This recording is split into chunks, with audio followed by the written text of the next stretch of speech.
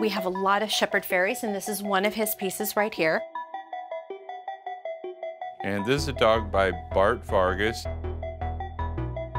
And this is a piece by Banksy. And Bitoy in Barcelona, if you went over there, she's everywhere on the street. To say that John McIntyre and Laura Varanis appreciate art is a bit of an understatement.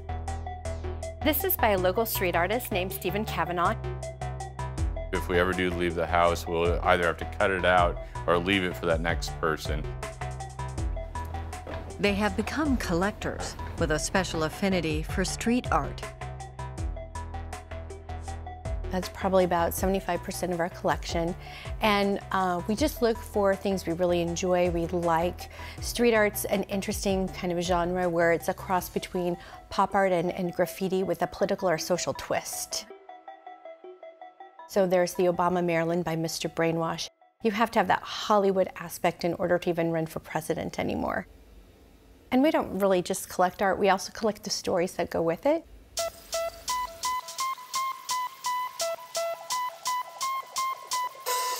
He made the hive, it's paper mache, and he uses the B section out of the books that he finds. John works in finance, and Laura is a grade school librarian. They might appear to be your average middle-class couple living in a modest neighborhood in Northwest Omaha. From the outside. I had the interest and I brought him on board. So I was kind of the instigator of everything. I did not start out being an art collector. I started out being an art lover. And this is one of the first pieces we purchased from Mr. Brainwash. And this is before anyone really knew who Mr. Brainwash was.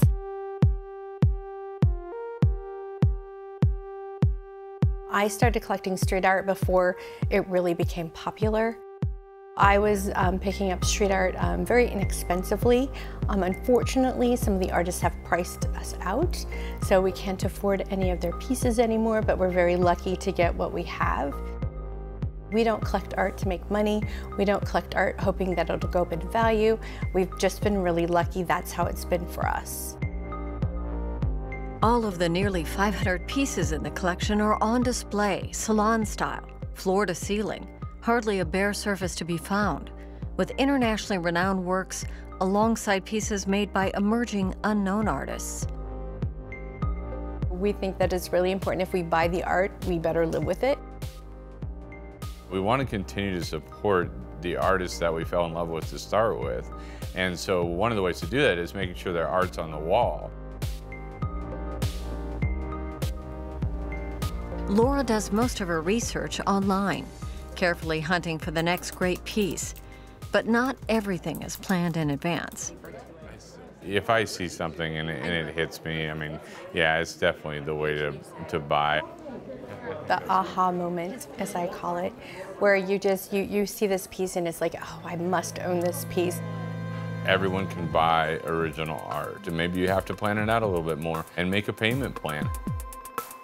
We don't travel. Instead, our travel budget is our art budget. We don't have new cars. We don't have a brand new kitchen. You know, everything's about making a choice. This makes us happy. In the last 10 years, the couple's reputation for adventurous, fearless collecting has raised eyebrows in the art world on a national level, with representatives from the Joslin, the Kansas City Art Institute, even Sotheby's in New York, requesting private tours.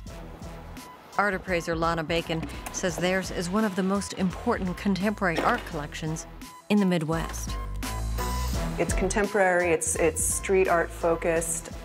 The quantity of incredible pieces that they have, the foresight that they have in their collecting. They're just the best example of some of the generous collectors in the United States. They just happen to be in Omaha, Nebraska. It's pretty exciting. Hello. Hi, John McIntyre. Yes, good to see you. Yes, yes. And the couple enjoys sharing their collection. On this night, it is a fundraiser for a local arts nonprofit. You know, we have stuff we need to get framed. John and Laura have collected more than a few pieces from Omaha artist Bart Vargas. She was so happy beautiful that you came. Oh my gosh. Over the years, they've supported me and as well as dozens, if not hundreds, of other local artists. Well, that's awesome. Like, they're not just patrons or friends. John and Laura hope to inspire others to buy original art and make connections with artists. An apprentice with Midsummer's Mural. We have no formal training in art whatsoever. So you're performing more?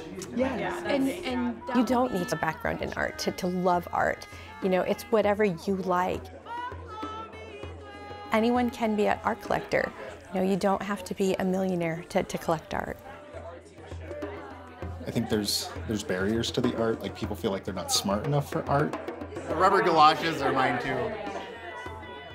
It's the same as music. We have this big world of music. We all love music, but we don't like all of it. And art's the same way. Like, it's a great big world of art. There's something out there you like. And that's all it has to be, is just connecting with what you like. And John and Laura connect with what they like again and again and again. And we see it in this beautiful home.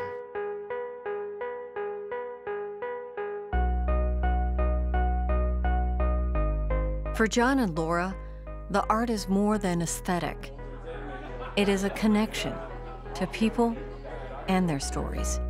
she's wandering somewhere. We don't have wedding pictures. We don't have, you know, family photos. We live with our art. That's what we do. We just live with this. Every time I walk around, I remember the stories. Love the piece. What do you think about selling it?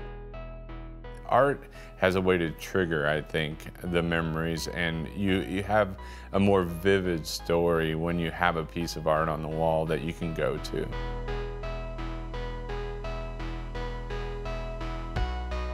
It is our life.